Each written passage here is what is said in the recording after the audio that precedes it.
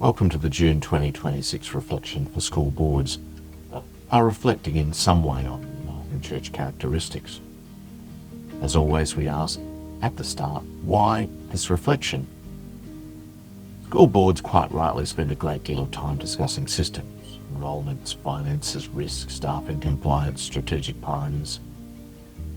Yet schools are also places where people arrive carrying grief, anxiety, exhaustion, loneliness, hope, cultural difference, family pressure, and uncertainty about who they are becoming. I suspect much of those factors enter the life of a school sideways, meaning in the small ways of human interaction, and often long before their appearance turns up in a formal report.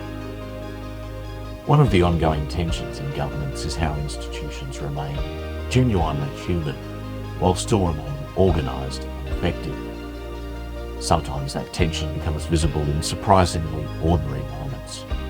How a complaint is received when it arrives emotionally rather than neatly, whether a student well-being concern is treated as an interruption to the real agenda or as part of the school's core work, whether people who are struggling feel they need to become less complicated before they can be heard in the school.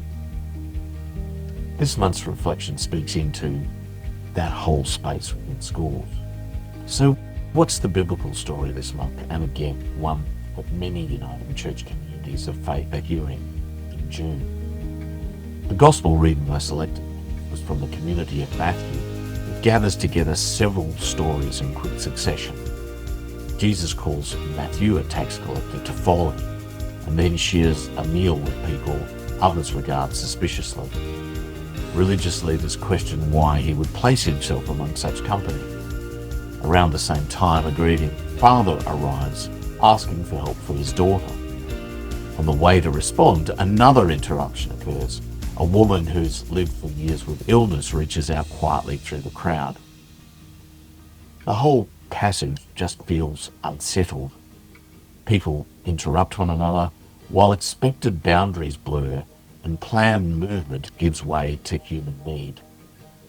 Woven through it all is a simple line: I desire mercy, not sacrifice. I think this sentence is doing some big work in these stories.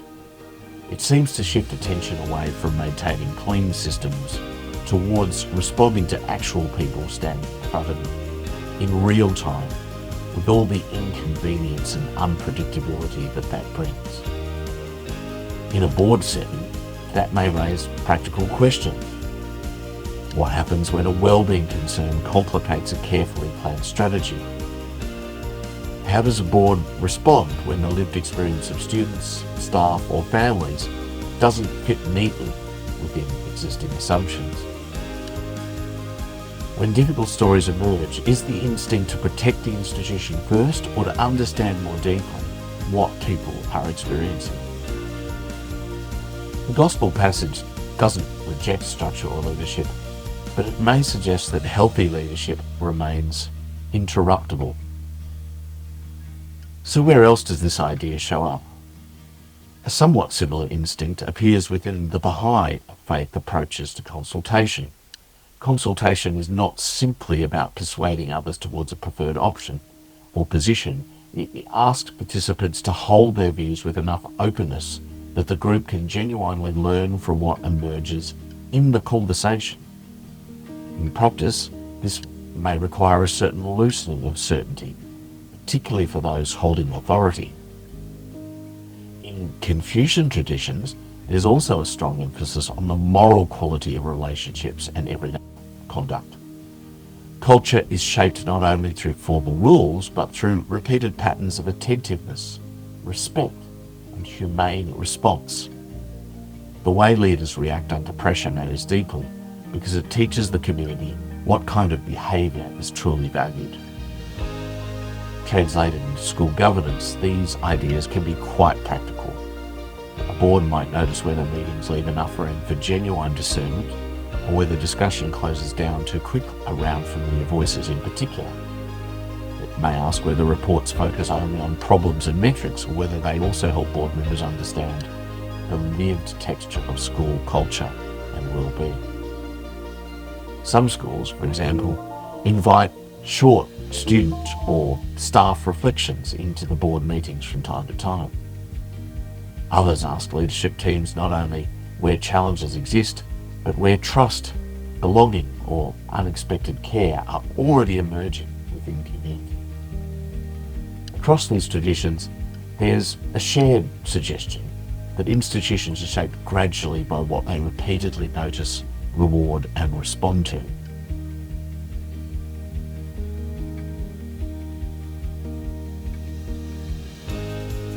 What else might this mean for school boards? Seen in that light, governance is not only about keeping the school effective, it's also about shaping what kind of community the school becomes under pressure. Boards obviously cannot personally resolve every pastoral complexity within a school, and nor should they attempt to, but they do influence what receives attention, what is measured, what is discussed, and what kinds of responses are encouraged. Some practical examples may lie in the questions a board chooses to ask. Alongside financial and strategic reporting, a board might occasionally ask, where are students or staff currently finding genuine belonging in the life of the school? Or where do people still appear hesitant to approach us, participate, or to ask for help?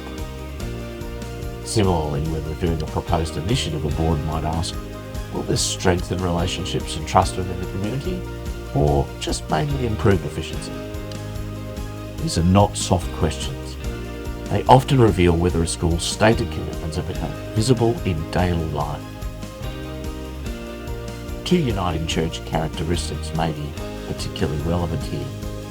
Firstly, enabling faith development and individual well-being. UCA heritage of worship and service. This is not only about formal learning and wellbeing programs, but this characteristic also comes alive through the creation of school cultures where people are treated as more than outcomes, problems, or performance measures.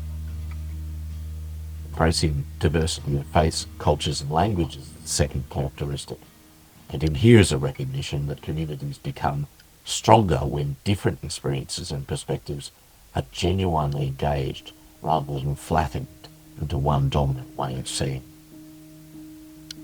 Taken together, these characteristics suggest that good governance is not simply measured by how efficiently problems are solved, but by whether the life of the community becomes more humane, trustworthy, and attentive over time. So now a few questions to sit with.